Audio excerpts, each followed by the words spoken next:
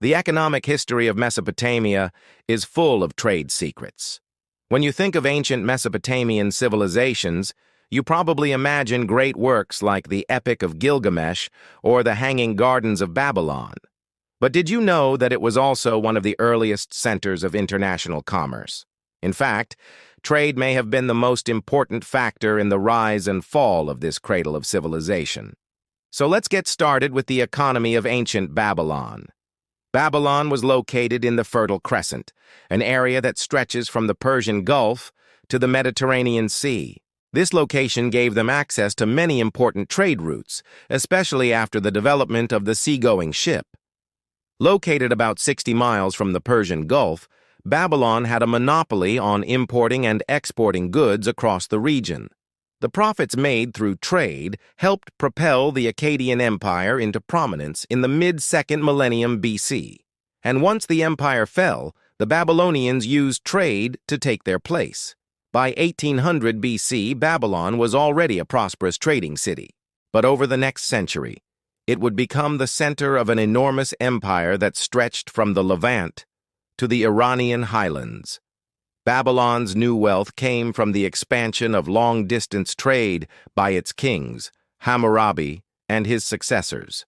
Under their rule, merchant ships sailed from the Persian Gulf to the Arabian Peninsula and the Indian Ocean. They traded with India for precious metals like gold and silver and other luxury items like spices. With Mesopotamia being landlocked, these trading expeditions required them to use the Persian Gulf as an outport. Merchant ships departed from there, but they didn't go out alone. In addition to merchants, each ship took along a contingent of soldiers who would protect them on their way to India and back. For example, the harbor city of Limi was built during this time period, likely to accommodate the large number of sailors and soldiers who protected them on their way to India. These military escorts were necessary because piracy was rampant on the high seas at the time. Ancient Mesopotamian sailors faced pirates while traveling to India, just like modern-day sailors crossing the Gulf of Aden. But the Mesopotamians had no navy to speak of, so they hired mercenaries. They paid these warriors to accompany the merchant ships to India and back, fend off any pirates, and help unload the cargo when they arrived. In exchange, they received part of the profits from the trade. It wasn't just precious metals that went out on these trips either. There is evidence that Mesopotamian merchants traded textiles, pottery, stone vessels, and even slaves to the Indians in exchange for their goods. Some scholars even argue that the bull and the elephant were brought to Mesopotamia via these trade expeditions. Now, unlike the Egyptians, the Babylonians didn't have access to precious metals within their borders. So, acquiring gold, silver, and bronze from India was crucial to keeping their economy afloat. But their relationship with India was not always smooth sailing.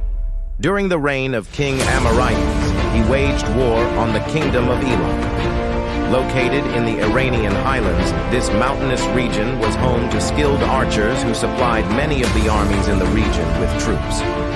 If we can trust the propaganda of the Babylonians, Amridius successfully defeated the Elamites and secured their borders. But the Elamites struck back a few decades later under the rule of Umbelazar.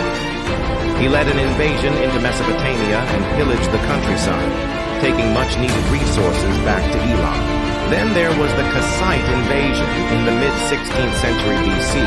They conquered Babylon and ruled over Mesopotamia for over 2 centuries. It seems that trade with India slowed down or perhaps even stopped altogether during these turbulent times. When trade with India resumed remains a mystery, but it picked up steam again in the 11th century BC when the Assyrian Empire was at its peak. By now, the Assyrians had grown tired of depending on the Persian Gulf for their overseas trade. Instead, they began looking for another route to India. The Assyrians were able to find another route to India around the Persian Gulf via the Mediterranean Sea. They established trading posts all over the Mediterranean, including one on the island of Cyprus. From there, they could sail south to India without worrying about pirates attacking them. And the Assyrians needed this new trade route because their empire was vast and sprawling. Their huge military required a lot of supplies, especially metal weapons and body armor. But not only did these raw materials cost a lot of money, they were also in short supply in Mesopotamia. Acquiring these goods through trade with India became a necessity rather than a luxury for the Assyrian Empire. Over time, the Assyrians grew tired of paying mercenaries to escort their ships to India. Instead, they established a navy to protect their trade interests. The Assyrian navy patrolled the eastern Mediterranean, protecting their merchant ships and harassing those of their enemies. And it worked too. The Assyrians became one of the wealthiest empires in the ancient world. But eventually they lost control of their empire, and the Babylonians rose to power once again. By the 6th century BC, Babylon was a wealthy and powerful empire. Its king, Nebuchadnezzar II, built the famous Hanging Gardens of Babylon and other public works projects. But it wouldn't last. In 539 BC, the Persians conquered Babylon and put an end to its reign as a great power. However, the Babylonians didn't give up on trade. Instead, they incorporated themselves into the Persian Empire and continued to trade as before. In fact, it was during this time that the Babylonians developed a taste for luxury goods from the East. They had previously relied on India for precious metals, but now they desired fine Chinese silk and other exotic goods. With Babylon's distance from China, the Silk Road became the best option to acquire these coveted goods. But there was a problem. The Silk Road went right through Persia, and that meant that the Persians could tax Babylonian merchants for using their land.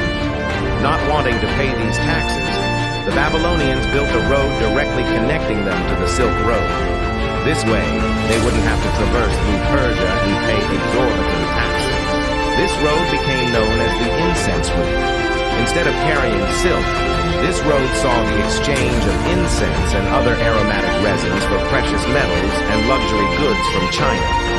For the Babylonians, this trade route was a godsend, because it allowed them to bypass the Persians and get the goods they wanted without having to pay expensive taxes. As the centuries passed, the incense route continued to prosper. By the 1st century AD, it carried more than half of all the incense traded throughout the Mediterranean.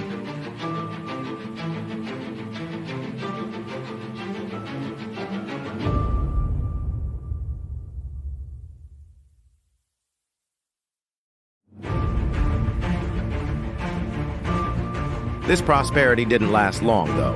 In 141 BC, the Parthians invaded Mesopotamia and ended Seleucid rule.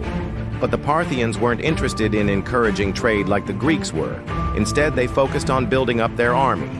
That's why, under their rule, Mesopotamia became known as the land of horses. The fertile soil and plentiful water supply made it perfect for raising horses. This suited the Parthians perfectly because they were a nomadic people known for their skill in horsemanship. As a result, instead of using trade to enrich their empire, they used their empire to enrich themselves. While Mesopotamia boomed economically, the rest of the Parthian Empire lagged behind. But in the end, it didn't matter. In 224 AD, the Sasanian Empire took over Mesopotamia, and with it, their obsession with horses. But unlike the Parthians, the Sasanians were Persian and not nomadic. They used the horses to raise a large army that would expand their empire across the Middle East. Meanwhile, trade throughout Mesopotamia declined, never to return to its former glory.